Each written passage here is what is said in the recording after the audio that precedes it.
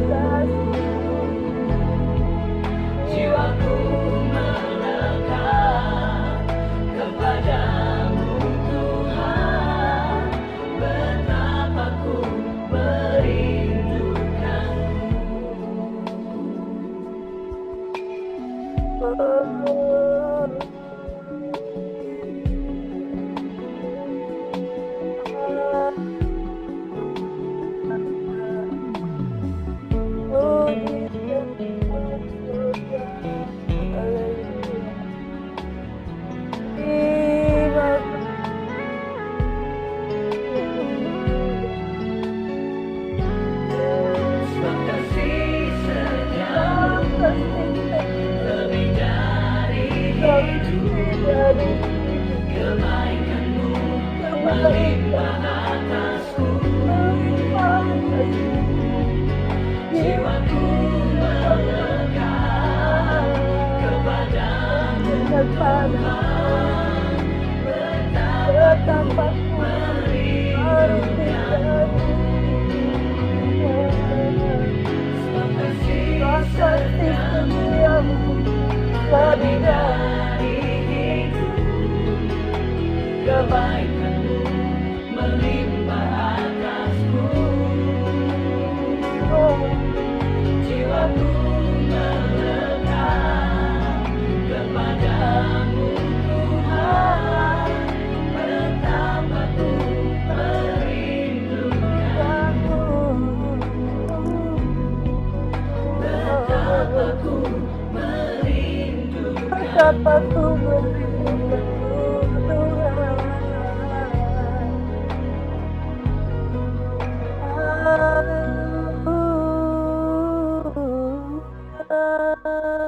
Haleluya, haleluya.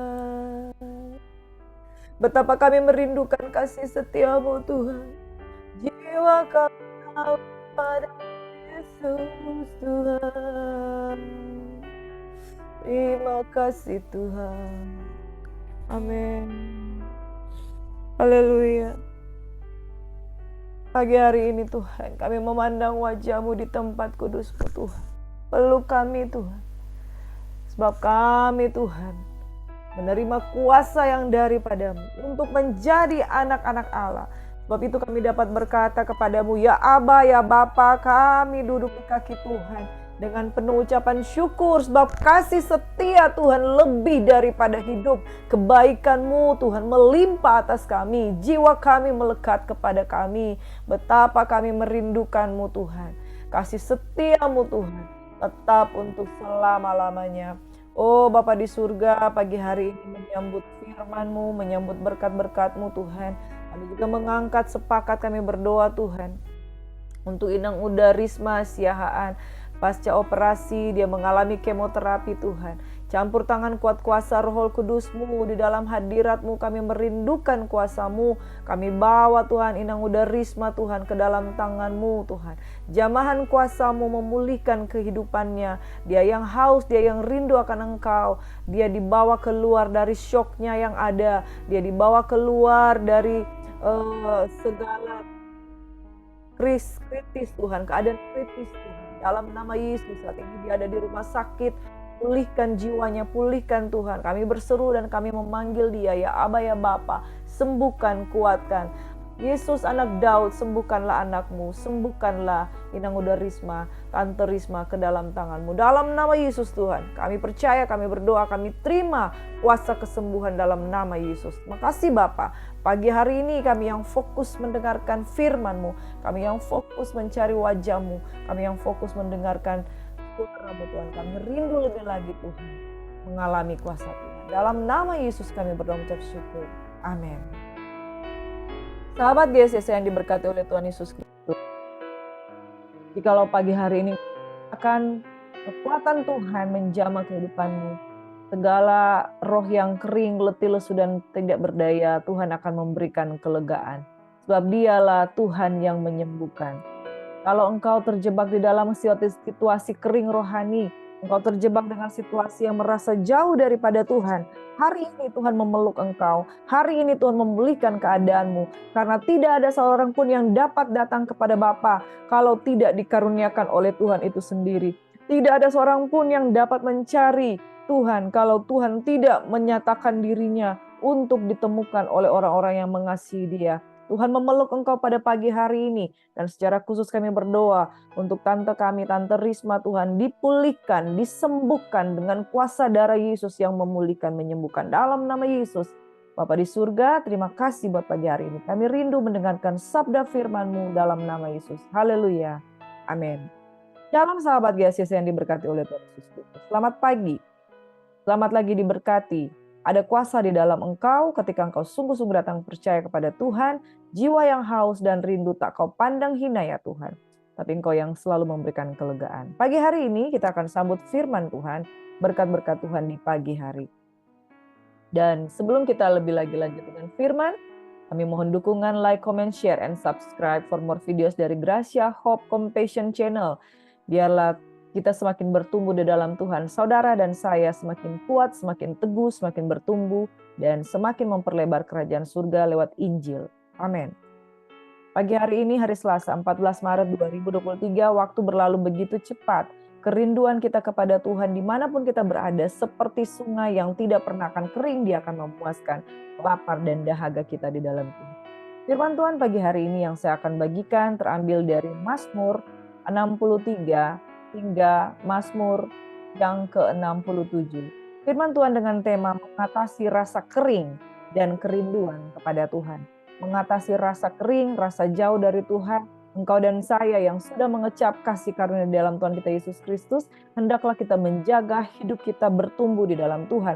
Engkau dan saya yang sudah tinggal di dalam Tuhan, jangan keluar lagi, saudara.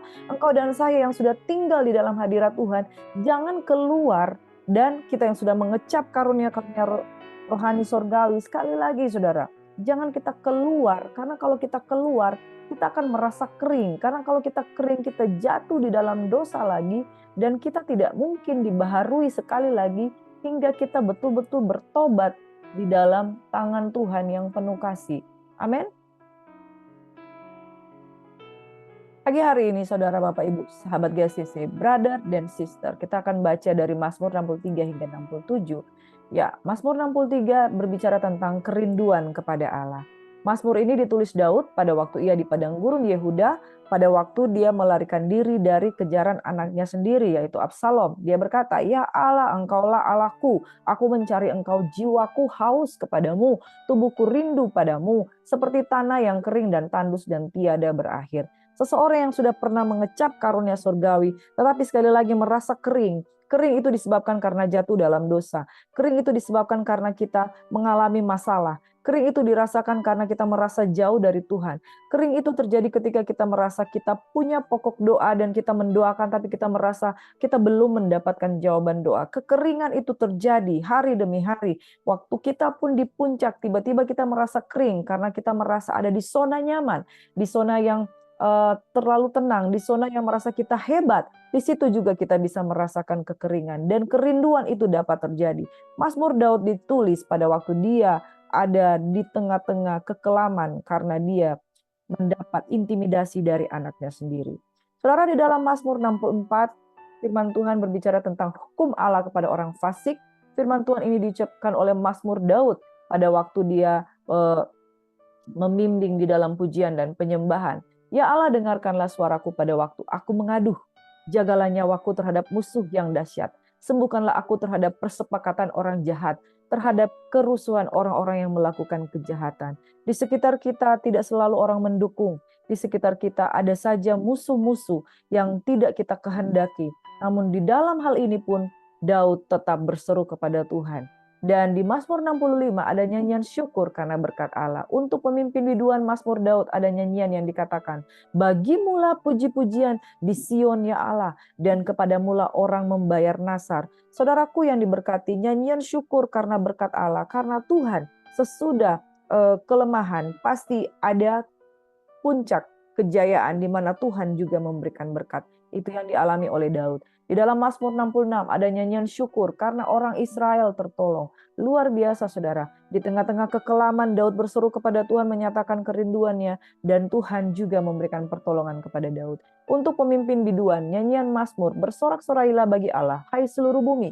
Mazmurkanlah kemuliaannya, muliakanlah Dia dengan puji-pujian, katakanlah kepada Allah, betapa dahsyat segala pekerjaanmu, oleh karena kekuatanmu yang besar, musuhmu tunduk menjilat kepadamu. Saudara, Mazmur tidak ditulis dalam bentuk kronologis dari satu peristiwa kepada peristiwa yang lain, namun satu hal di mana Daud mengalami kehidupan ketika dia ada di dalam kemenangan, dia memuji Tuhan, ketika dia ada di dalam lembah kekelaman, dia memuji Tuhan dan mencari wajah Tuhan. Luar biasa saudara. Bahkan di Mazmur 67 ada nyanyian syukur karena segala berkat Allah. Untuk pemimpin biduan dengan permainan kecapi, Mazmur, nyanyian. Kiranya Allah mengasihani kita dan memberkati kita. Kiranya Ia menyinari kita dengan wajahnya, supaya jalanmu dikenal di bumi dan keselamatanmu di antara segala bangsa. Dapat kita katakan saudara, Daud adalah seseorang yang ketika dia senang dia bermazmur, ketika dia sedih dia bermazmur, ketika dia dalam masalah dia bermazmur, ketika dia di dalam tekanan dia bermazmur dan dia tidak melupakan Tuhan. Bahkan firman Tuhan katakan, hendaklah mulutmu selalu dipenuhi dengan puji-pujian dan ucapkanlah mazmur kepada seorang dengan yang lain. Oleh karena ketika kita bermazmur, kita berdoa, dan di dalam doa kita mengatasi segala masalah dan pergumulan kita. Saudara, kita akan fokus di Mazmur 63. Mazmur ini saya akan bacakan dari ayat yang pertama hingga ayat yang ke-12. Mazmur Daud ketika ia ada di padang gurun Yehuda. Ya Allah, Engkaulah Allahku, aku mencari Engkau, jiwaku haus kepadamu, tubuhku rindu kepadamu, seperti tanah yang kering dan tandus tiada berakhir. Demikianlah aku memandang kepadamu di tempat kudus, sambil melihat kekuatanmu dan kemuliaanmu. Sebab kasih setiamu lebih baik daripada hidup. Bibirku akan memegahkan Engkau. Demikianlah aku mau memuji Engkau seumur hidupku dan menaikkan tanganku demi namamu. Seperti dengan lemak dan sumsum, jiwaku dikenyangkan. Dan dengan bibirku yang bersorak-sorai, mulutku memuji-muji. Apabila aku ingat kepadamu di tempat tidurku, merenungkan Engkau sepanjang kawal malam, sungguh Engkau telah menjadi pertolonganku, dan dalam naungan sayapmu aku bersorak-sorai. Jiwaku melekat kepadamu, tangan kananmu menopang aku. Tetapi orang-orang yang berikhtiar mencabut nyawaku akan masuk ke bagian-bagian bumi yang paling bawah. Mereka akan diserahkan kepada kuasa pedang. Mereka akan menjadi makanan anjing hutan. Tetapi raja akan bersuka cita di dalam Allah. Setiap orang yang bersumpah demi dia akan bermegah. Karena mulut orang-orang yang mengatakan dusta akan disumbat. Saudara terkasih di dalam Tuhan Yesus Kristus, Mazmur Daud ini latar belakangnya dia ditulis oleh Raja Daud ketika dia berada di padang gurun Yehuda. Pada waktu itu dia sedang melarikan diri dari putranya Absalom yang ingin membunuhnya. Kronologis dari kenapa Absalom ingin membunuhnya, karena Absalom melakukan kesalahan. Ya, Absalom melakukan kesalahan yaitu membunuh Amnon, anak sulung Daud yang lainnya karena memperkosa Tamar. Dan ketika Absalom membunuh, dia memiliki rasa takut dimarahi ayahnya, dia melarikan diri. Ketika dia melarikan diri, Daud marah kepada dia. Dan ketika Daud marah, setelah Daud redah kemarahannya, dia memanggil Absalom kembali. Ketika Absalom kembali, Absalom tidak memiliki rasa bersalah oleh karena dia sudah membunuh Amnon adiknya. Karena dia tidak pernah minta ampun, orang yang tidak pernah minta ampun berbahaya, saudara, karena dia tidak menyadari kesalahannya. Itu yang dilakukan Absalom, dia tidak menyadari kesalahannya, dan dia melakukan kesalahan yang berikutnya, yaitu dia keras hati. Karena dia keras hati, timbul berbagai macam pikiran jahat. Dia membakar ladang gandum Yoab, kemudian dia memberontak kepada Daud. Dia mengkudeta Daud dari belakang. Karena puncak dari dia mengkudeta Daud dari belakang, karena dia tidak pernah mohon ampun. Nah, Absalom ini putra Daud yang menjadi salah satu putra sulung karena Amnon sudah meninggal. Absalom ini kemudian memberontak kepada Daud, dan karena dia mengkudeta Daud, dia kemudian menarik sebagian besar Israel untuk melawan Daud, untuk menjatuhkan Daud dari istananya. Kemudian Absalom mengejar-ngejar Daud, dan kemudian Daud terkeluar dari istananya, keluar dari Yerusalem, dia menyingkir, dia lari di padang gurun Yehuda. Nah, latar belakang inilah yang mewarnai Mazmur 63. Ketika Daud melarikan diri di padang gurun Yehuda, dia merasa kering. Keadaannya adalah karena dia dikejar-kejar oleh Absalom yang ingin membunuhnya. Sahabat GSS yang diberkati oleh Tuhan Yesus Kristus, Daud melarikan diri dari Absalom yang ingin membunuhnya, di mana Absalom adalah anak kesayangan Daud. Dia sangat mengasihi Absalom, dan Absalom itu merupakan salah satu keturunan raja yang memiliki peluang untuk menjadi raja. Makanya Absalom, karena dia tidak minta ampun, hatinya menjadi keras, dia tidak bertobat, dia kemudian ingin menguasai kerajaan dengan cara yang tidak berkenan. Padahal sesungguhnya dia bisa menerima itu sebagai warisan. Tapi dia memberontak. Absalom, anak kesayangannya ini melakukan kudeta. Daud melarikan diri dari Yerusalem, bersembunyi di padang gurun Yehuda. Di padang gurun Daud mengalami depresi rohani. Saudara, siapa yang tidak depresi ketika dikejar anaknya sendiri? Daud mengalami kemerosotan iman. karena dia berada di lembah kekelaman. Dia terintimidasi, dia nggak takut di dalam peperangan. Dia berkuasa untuk berkemenangan, tapi dia tidak mau membunuh anaknya sendiri. Dia lari dan dia kehilangan segala sesuatu yang ia hargai dalam hidupnya. Ia mungkin dia memang kehilangan kerajaan, reputasinya, bahkan dia dihina oleh Simei bin Gera, dia dihina reputasinya maupun hidupnya, dia memiliki masalah, dia merasakan penderitaan ini sangat berat karena dia ditentang oleh anak kesayangannya sendiri. Dan saudara, di tengah semuanya ini Daud berseru kepada Tuhan. Dia katakan, jiwaku haus kepada Tuhan. Artinya dia merindukan Tuhan, tapi dia seolah-olah Tuhan itu jauh. Saudara yang diberkati oleh Tuhan Yesus Kristus.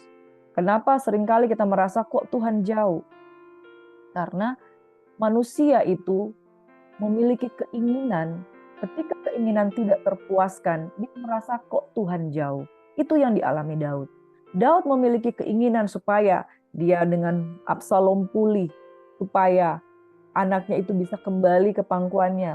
Daud memiliki kerinduan supaya masalah antara dia dengan Absalom itu clear dan beres. Orang yang memiliki masalah yang begitu berat di dalam hidupnya, dia akan merasa kok Tuhan jauh ya. Sebenarnya bukan Tuhan yang jauh, tetapi karena ada masalah yang menghalangi kita, iman kita kepada Tuhan. Absalom menjadi penghalang hubungan Daud dengan Tuhan.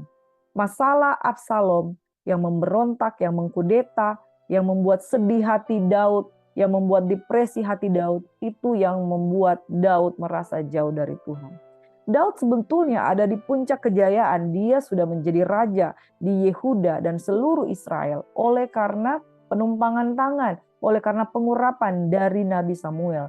Tetapi segala sesuatu menjadi seolah-olah hilang ketika ada masalah. Saudara, masalah inilah yang bisa membuat kita jauh dari Tuhan. The problem, kenapa kita merasa kering? The problem, kenapa kita merasa jauh daripada Tuhan? Ketika kita pertama ada di titik terendah. Yang kedua, ada masalah. Yang ketiga, ada di titik puncak. Di puncak, Salomo merasa kering karena dia merasa ada di zona nyaman. Jadi saudara, ada 3 hal di titik terendah ketika kita nggak punya segala sesuatu. Dan di titik di mana kita punya masalah-masalah. Dan di titik di mana kita memiliki zona nyaman. Di puncak, kita bisa merasa kering. Ya, saudara, kalau kita memiliki konsistensi hubungan dengan Tuhan, kadang kita juga merasa ada di puncak. Ketika ada di puncak, kita bisa lupa segala-galanya. Dan kita bisa mengalami kering. Hamba-hamba Tuhan yang luar biasa memiliki zona kekeringan, bukan pada saat mereka ada di titik terendah. Saudara, kadang-kala orang ketika ada di titik terendah, justru itu menjadi titik di mana dia sungguh-sungguh datang berbalik kepada Tuhan. Tapi orang yang ada di puncak zona nyaman, orang yang mulai merasa diri hebat, orang yang mulai merasa diri memegahkan kereta-kereta kuda, orang yang mulai merasa diri bisa mengandalkan uang, orang yang lupa diri, orang yang lupa dengan segala sesuatu, bisa merasakan kehilangan Tuhan. Daud ada di puncak karirnya pada masa ini. Tapi di puncak karirnya ada satu masalah yang sebetulnya dia sudah pernah mengalami masalah yang jauh lebih hebat dari hal ini. Titik terendah Daud adalah ketika dia pura-pura menjadi gila karena dikejar oleh Saul. Dan dia mampu mengatasi semuanya itu di gunung batu keluputan, dia diluputkan. Ketika orang datang ingin membunuh dia, itulah titik terendah, dia mampu melewati semuanya itu. Tetapi ketika ada di puncak, dia sebagai karir sebagai raja, dia memiliki masalah yang baru, yaitu anak-anaknya. Nah saudara, anaknya itu saling berseteru satu dengan yang lain, satu mati, satu menjadi pemberontak. Di puncaknya, di zona nyamannya, dia mengalami goncangan kembali dan dia kembali ada di titik terendah berikutnya, yaitu ketika dia diserang oleh Absalom. Masalah ini membuat dia merasa kering dan jauh dari Tuhan. Tetapi hebatnya Daud, dia mencari wajah Tuhan. Saudaraku, ada 2 alasan mengapa kita merasa kekosongan di dalam hati kita.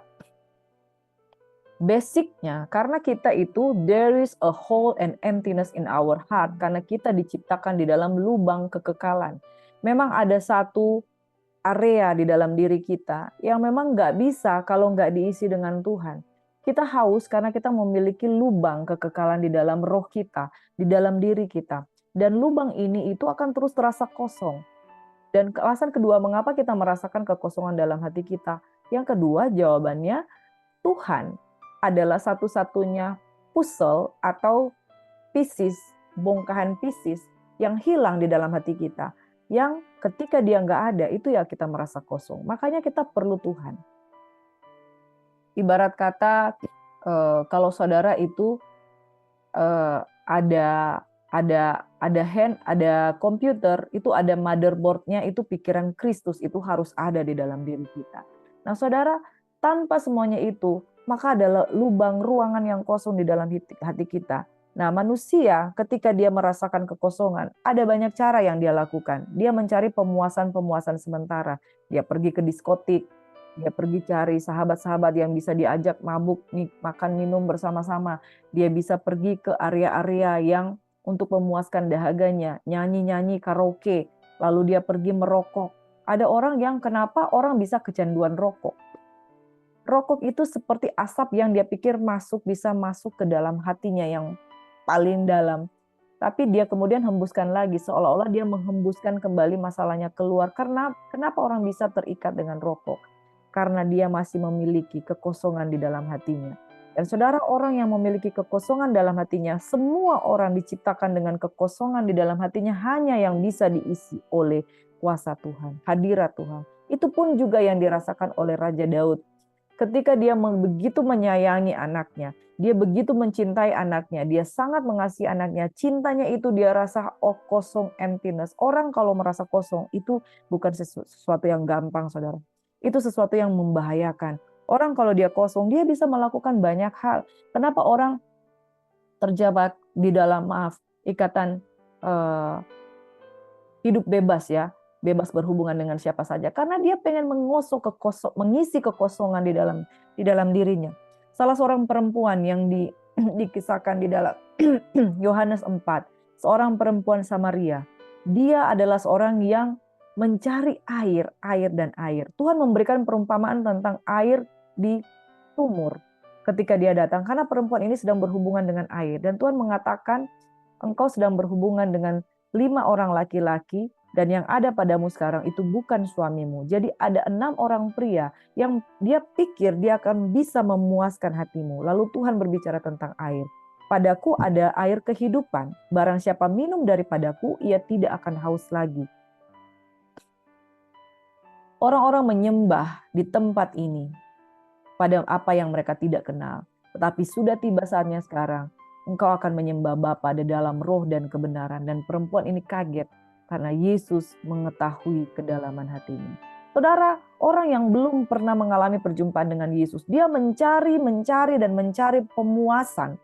Perempuan Samaria ini berpikir pemuasan yang dia dapatkan hanya ada di dalam diri pria-pria yang datang dalam hidupnya. Tetapi Tuhan katakan, kamu tidak akan mendapatkan kepuasan dari hal itu. Karena di dalam hatimu yang kosong, hanya ada satu pribadi yang dapat memuaskan hatimu, rasa hausmu yang tidak pernah berkesudahan. Hanya ada di dalam Yesus. Dan Daud mengenal hal ini. Dia mengatakan, jiwaku merindukan engkau ya Tuhan. Hatiku haus kepadamu. Saudara, 2 alasan mengapa kita merasa memiliki kekosongan dalam hati. Karena memang ada area hati yang kosong yang hanya bisa diisi oleh kekekalan. Yang kedua, kekekalan itu hanya bisa dipuaskan dengan hadirnya Tuhan dalam hidup kita. Dalam kepribadian Yesus Kristus di dalam hubungan dengan kuasa Roh Kudus. Daud ketika dia mengalami kekosongan, dia mencari kepada sumber yang tepat, yaitu dia mencari Tuhan. Dia tidak, kalau dia mau, dia bisa mencari anaknya. Dia bisa berperang dengan anaknya, membunuh anaknya atau dan lain sebagainya karena masalah ini begitu pelik, saudara. Tapi apa yang dia lakukan? Dia mencari Tuhan. Saudaraku, kalau hari ini engkau merasakan kekosongan di dalam hatimu, carilah Tuhan maka engkau akan hidup. Carilah wajahnya selalu maka engkau akan dipuaskan. Mazmur 63 ayat 4 berkata, sebab kasih setiamu lebih baik daripada hidup. Bibirku akan memegahkan engkau. Jika Tuhan adalah hal yang terbaik bagi kita, jangan kita lari keluar, lari dari, tapi kita berlari kepada. Jangan lari dari Tuhan. Saudara, banyak orang ketika dia mencari kepuasan, dia takut Tuhan marah, dia lari dari Tuhan. Biarlah kita tidak lari dari Tuhan, tapi kita berlari kepada Tuhan. Di padang gurun yang tandus, kita yang haus, kita yang rindu jawaban, kita yang rindu kebenaran, datang kepada Tuhan. Jika kita berlari dari Tuhan, karena hidup kita menjadi kering, asam, tandus, itu berarti kita memilih sesuatu yang lebih baik daripada kasih setia Tuhan. Sedangkan di luar Tuhan tidak ada sesuatu yang baik. Biarlah kita mencari Tuhan, sebab pilihan untuk mencari Tuhan itu adalah yang terbaik. Saudara, 7M, bagaimana mengatasi rasa haus dari Mazmur 63 ayat 3 hingga ayat yang 9. Demikian aku memandang kepadamu di tempat kudus sambil melihat kekuatanmu dan kemuliaanmu. Yang pertama saudara, 7M, memandang. Saudara, dalam pertobatan saya, pengenalan saya yang pertama akan Tuhan, saya bingung ketika orang Kristen berbicara begini, cari wajah Tuhan, pandang Tuhan. Saya tuh betul-betul bingung. Pandang yang mana? Saya terlahir dari agama saya sebelumnya, Kristen juga, tapi saya tidak mengenal Tuhan. Apa itu memandang Tuhan? Saya bingung saudara. Tetapi roh yang ada di dalam diri kita memberitahukan memandang Tuhan. Itu kita memandang Tuhan tuh begini. Fokus kepada janji firman Tuhan yang mengatakan tentang kekuatan Tuhan, kesanggupan Tuhan. Fokus di mana janji Tuhan yang berkata dia sanggup menyembuhkan, dia sanggup memulihkan, dia sanggup menguatkan, dia sanggup menghibur. Fokusnya di sana, saudara. Ketika kita fokus, oh ternyata Tuhan sanggup, ternyata Tuhan mampu. Saya belajar tentang firman Tuhan bagaimana tentang sifat-sifat Tuhan, bahwa dia sanggup menyediakan, memampukan. Begitu kita fokus di sana, percaya kita nangkap dan kita merasakan kekuatan Tuhan. Pandang wajah Tuhan, saudara. Di saat kita lemah, pandang wajah Tuhan. Daud memutuskan, aku memandang kepadamu di tempat kudus. Di mana posisinya dia sebenarnya ada di padang gurun. Dia dilindungi oleh anak-anak buahnya yang terdekat. Di mana kalau orang lihat Daud, mereka akan jual dia dan menyerahkan kepada Absalom. Apa yang dilakukan oleh Daud? Dia sungguh-sungguh fokus memandang kepada kesanggupan. Hari ini sahabat GCC, brother and sister, kalau hari ini engkau di dalam tekanan, kalau kamu pandang kelemahanmu, kamu akan lemah. Tapi kalau kamu pandang janji-janji Tuhan, kamu akan menjadi kuat. Ayat yang berikutnya berkata, sebab kasih setiamu lebih baik daripada hidup, lebih baik daripada pilihan yang lain. Saudara, hidup kita memberikan kita sebuah pilihan. Kita boleh memilih untuk menjauh daripada Tuhan. Kita boleh memilih untuk sayang diri, mengasihani diri sendiri, memilih untuk lemah. Tetapi pilihlah kasih setia Tuhan. Ada pilihan yang lebih baik, saudara. Di dalam Mazmur 63 ayat 4, ada pilihan yang lebih baik. Ketika engkau memiliki pilihan untuk lemah, pilihan yang lebih baik adalah fokus pada kasih setia Tuhan. Kasih setia Tuhan lebih baik kok, lebih baik daripada hidup, bahkan lebih baik daripada kehidupan kita sendiri. Kasih setia Tuhan akan melindungi kita. Yang 7M, pilihan pertama memandang, pilihan yang kedua memilih. Know what's the best for you and choose it. Engkau tahu bahwa pilihan untuk kasih setia Tuhan itu lebih baik. Pilihlah itu, saudara. Focus on Jesus, know what's the best for you, and choose it. Tahu apa yang terbaik untukmu dan pilihlah itu. Pilihlah Tuhan, maka engkau akan hidup. Yang ketiga, demikianlah aku mau memuji engkau seumur hidupku, menaikkan tanganku demi namamu. Yang ketiga, memuji. Adore and praise what we choose. Adore and praise what we choose. Jadi pilihlah untuk memuji, memuja, menyembah apa yang sudah kita pilih, yaitu Tuhan. Ketika kita memuji Tuhan seumur hidup, kita akan mengagungkan Dia. Yang keempat, seperti dengan lemak dan sumsum, jiwaku dikenyangkan, dan dengan bibir yang bersorak-sorai, mulutku akan memuji-muji. Saudara, comfort yourself in God. Ketika firman Tuhan berkata seperti ini, seperti dengan lemak dan sumsum, jiwaku dikenyangkan. Ya, kita puaskan diri kita dengan apa yang sudah kita terima. Lemak dan sumsum itu mengenyangkan, saudara. Lemak dan sumsum ibarat Tuhan itu seperti lemak dan sumsum. Dia menyegarkan, menguatkan kita yang lemah. Yang ketiga, puaskan dirimu. Comfort yourself in God. Tuhan sudah memberikan dirinya. Puaskan dirimu dengan kehadirannya tersebut. Yang kelima, saudara, firman Tuhan berkata, apabila aku ingat kepadamu di tempat tidurku, merenungkan engkau sepanjang kawal malam. Ya, saudara, merenungkan yaitu relate each other. Merenungkan itu seperti kita memama biak. ya, merenungkan firman Tuhan itu siang dan malam, relate each other, kita gumuli, kita lekatkan diri kita dengan firman Tuhan, percaya dengan sungguh-sungguh sampai firman itu menguasai. Ketika kita merenungkan sesuatu, kita dilimpahi, dikuasai oleh apa yang kita percayai. Kalau kita merenungkan kasih setia Tuhan, kita merenungkan kebaikan Tuhan, kita akan relate satu dengan yang lain dengan perkataan-perkataan yang dari Tuhan. Yang keenam, sungguh engkau telah menjadi pertolonganku dan dalam naungan sayapmu aku bersorak-sorai. 7M yang keenam, yaitu mengandalkan. Count on Jesus. Kita andalkan dia sebagai pertolongan, kita andalkan dia sebagai naungan sayap, kita berlindung. Saudara, di padang gurun, adakah tempat berlindung di padang gurun?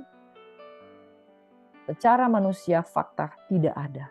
Tetapi padang gurun Yehuda, Daud merasakan pertolongan Tuhan. Kenapa? Karena dia mengandalkan, ya, di tengah-tengah padang gurun, count on Jesus, saudara. Maka engkau akan mendapatkan kelegaan demi kelegaan. Mengandalkan Tuhan dengan sungguh-sungguh, percaya dengan Tuhan dengan sungguh-sungguh, memandang, memilih, memuji, memuaskan diri dengan hadirat Tuhan, merenungkan dan mengandalkan Tuhan. Yang terakhir, jiwaku melekat kepadamu Tuhan, betapa ku merindukanmu. Jiwa kita melekat kepada Tuhan, tangan kanannya menopang aku. Dari manakah datangnya pertolongan Tuhan? Dari iman, saudara. Yang ketujuh, saudara. 7M yang ketujuh, melekat. Ketika jiwa kita melekat dengan Tuhan, melekat dengan janji Tuhan, melekat dengan firman Tuhan, melekat dengan hadirat Tuhan, maka kita betul-betul mengalami intimate dengan Tuhan. Dan orang yang intim, tidak ada satupun yang dapat memisahkan kita daripada kasih Kristus. Saudara, cara mengatasi rasa haus. Orang ketika mengatasi rasa haus, mereka pikir menjauh daripada Tuhan. Tapi apa yang dilakukan Daud? Dia berlari mengejar hadirat Tuhan. Memandang, fokus on Jesus, memilih, know what's the best for you and choose it. Memuji, adore and praise what we choose. Setelah kita pilih untuk puji, sanjung dia. Yang keempat, memuaskan diri, comfort yourself in God. Puaskan dirimu dengan apa yang kau terima daripada Tuhan. Jangan menjauh daripada dia. Merenungkan, yaitu relate each other. Jadi kita intim dengan semua perkataannya sampai dia betul-betul menguasai pikiran kita. Kalau dia sudah menguasai kita, tidak ada celah untuk berpikir hal-hal yang menjatuhkan.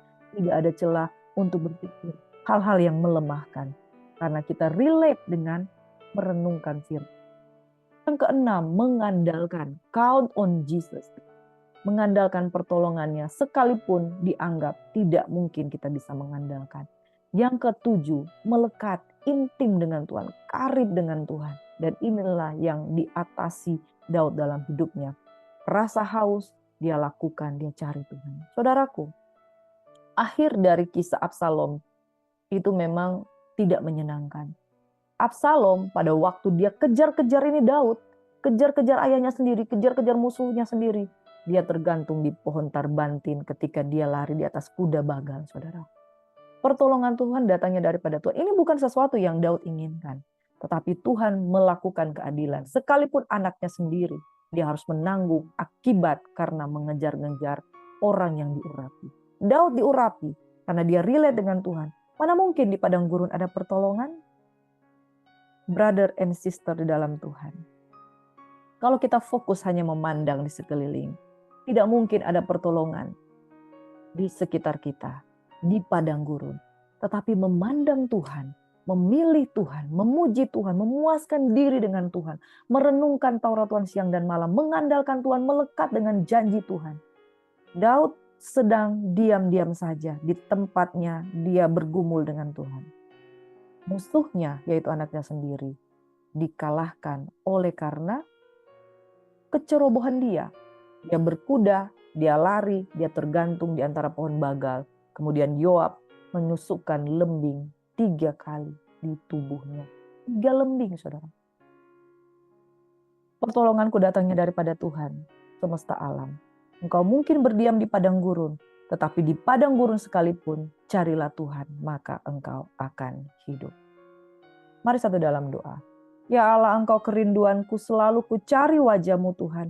Ku berdiam di bawah naungan sayap-Mu, dan ku dapati kekuatan baru. Bapa di surga, kami berdoa dalam nama Yesus, Kekuatan baru kami temukan di dalam Engkau. Orang-orang yang berlindung kepadamu tidak akan Engkau tinggalkan. Orang-orang yang mengandalkan Tuhan tidak akan Engkau biarkan. Orang yang merasakan kekeringan, letih, lesu, tidak berdaya di padang gurun sekalipun, ternyata Tuhan ada. Jiwa kami kosong tanpa Tuhan. Sebab itu area kami yang kosong, yang hilang, kami hanya mencari wajah Tuhan, dan kekuatan kami hanya di dalam Tuhan. Kami berdoa secara khusus untuk Tante Risma yang sedang sakit. Bapa, lawat dia, biarlah dia haus dan lapar akan Engkau Tuhan. Di tengah-tengah kehidupannya yang sakit kritis, Tuhan jamah, lindungi, pulihkan, berkati. Yesus anak Daud, sembuhkanlah. Yesus anak Daud, Tuhan dan Rajaku, sembuhkanlah Tante Risma dalam nama Yesus. Dan semua anak-anak Tuhan yang mengangkat tangannya pada pagi hari ini, sembuhkan, berkati, urapi di dalam nama Yesus.